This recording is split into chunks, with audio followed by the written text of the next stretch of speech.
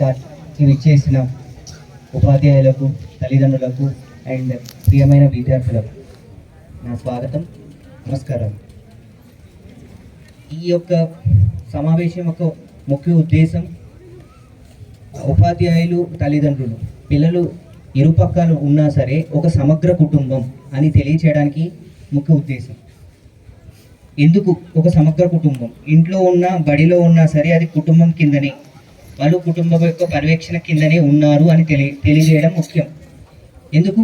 కొన్ని సంవత్సరాల క్రితం ఈ అడవి ప్రాంతం, మన్యం ప్రాంతం అంటే దేనికి? నక్సల్ వాళ్ళకి, లేకపోతే గాంజా వాళ్ళకి, లేకపోతే నిరుద్యోగం, నిరక్షరాస్యత, వీటికి ప్రాముఖ్యం. ఈ జిల్లాని గుర్తించాలి, లేకపోతే ఈ ప్రాంతాన్ని గుర్తించాలి అంటే ఇవే. కానీ ఇప్పుడు మీరు చూస్తున్నారు, ఒక అడ్వకేట్ ఉన్నారు, ఒక ట్రైబల్ లీడర్ ఉన్నారు, ఒక ఇంగ్లీష్ స్పోకెన్ స్కూల్లో ఒక కార్యక్రమం జరుగుతుంది. ఇంకా చెప్పాలి అంటే ఒక చిన్న కథ. హుకుంపేట మండలంలో చిన్న కుగ్రామం నుంచి ఒక వ్యక్తి, అక్కడే స్కూలింగ్ జరిగింది. అప్పుడు ఇలా సపరేట్ రాష్ట్రం కూడా లేదు, ఉమ్మడి విశాఖపట్నం జిల్లా కిందనే ఉండేది.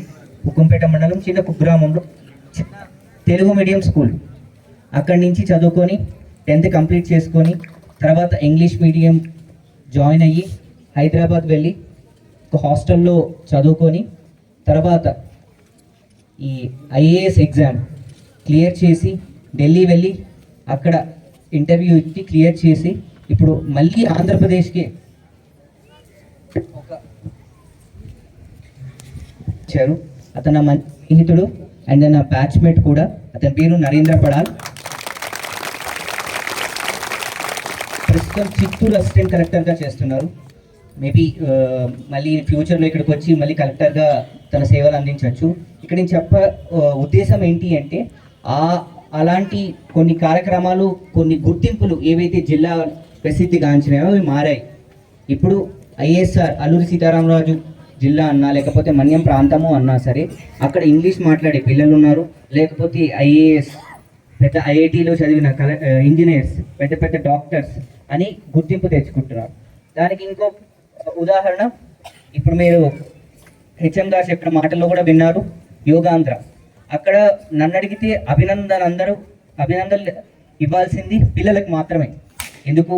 అన్ని సూర్య నమస్కారాలు అంతసేపు చేశారు, అంత దూరం వెళ్ళి ఒక రోజంతా, ఒక రాత్రంతా కష్టపడి చేశారు, ఒక నెలంతా ప్రాక్టీస్ చేశారు అంటే మొత్తం క్రెడిట్ వాళ్ళకే ఇవ్వాలి. మా అధికారులు జస్ట్ మేనేజ్ చేస్తాం, కానీ మొత్తం చెమట వచ్చింది వాళ్ళకి. సో మిమ్మల్ని రిక్వెస్ట్ చేస్తున్నాను ఇంకోసారి అభినందించాలి అని.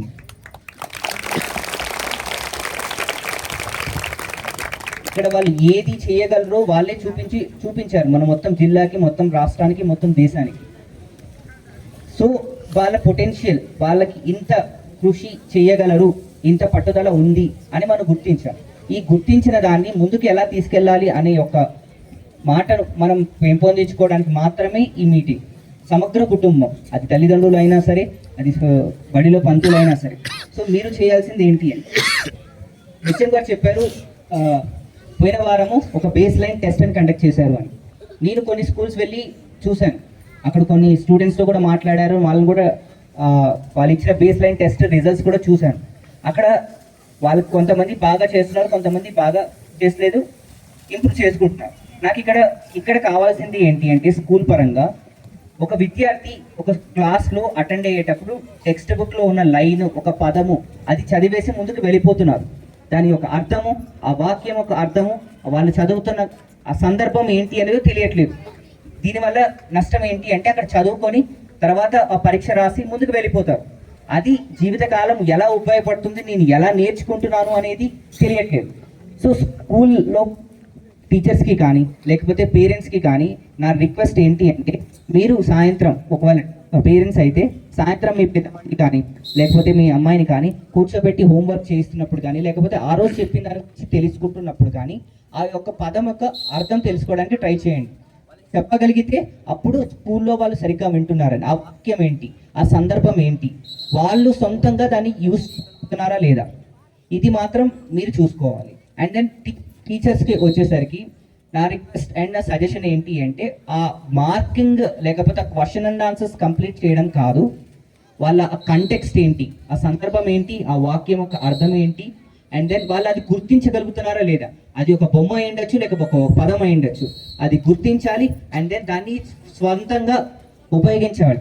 అప్పుడే వాళ్ళకి జీవితకాలం కానీ లేకపోతే తర్వాత ఫ్యూచర్ కాలంలో కానీ వాళ్ళు యూజ్ చేయగలుగుతారు.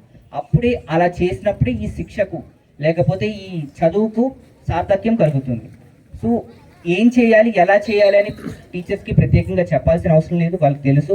అండ్ దెన్ కొంతమంది ఎవరికైతే తెలియని పేరెంట్స్ ఉన్నారో తల్లిదండ్రులు ఉన్నారో దయచేసి వస్తూ ఉండండి, స్కూల్కి వస్తూ ఉండండి, మీ పిల్లవాడి యొక్క ప్రోగ్రెస్ తెలుసుకుంటూ ఉండండి, మాట్లాడండి. మీ పిల్లవాళ్ళతో ఎక్కువ మాట్లాడినది తెలుసుకోండి, వాళ్ళ మదిలో ఏం నడుస్తున్నాయి, ఏం ఆలోచనలు ఉన్నాయి, వాళ్ళని ఎలా మనం సరైన గైడెన్స్ ఇవ్వగలము అని దయచేసి కంటిన్యూస్గా తెలుసుకుంటూ ఉండండి.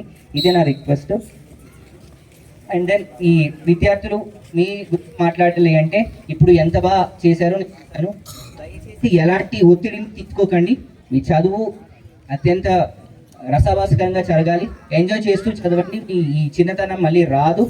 అండ్ దెన్ పెద్దగా అవ్వాలి ఇవ్వాలి గోల్ పెట్టుకోవడం ఓకే, కానీ దాని గురించి చిన్నతనం పోగొట్టుకోవాల్సిన అవసరం లేదు. ఆటపాటలు చేస్తూ ఉండండి. అండ్ దెన్ ఎలాంటి సమస్య వచ్చినా సరే దయచేసి తల్లిదండ్రులు కానీ ఉపాధ్యాయులు కానీ తెలపండి, మీరు నిర్భయపడాల్సిన అవసరం లేదు. సో ఇవన్నీ తెలియచేస్తూ ఈ యొక్క కార్యక్రమాన్ని సద్వినియోగం చేసుకోవాలి, సక్సెస్ఫుల్ చేయాలని సెలవు తీసుకుంటాను. నమస్కారం.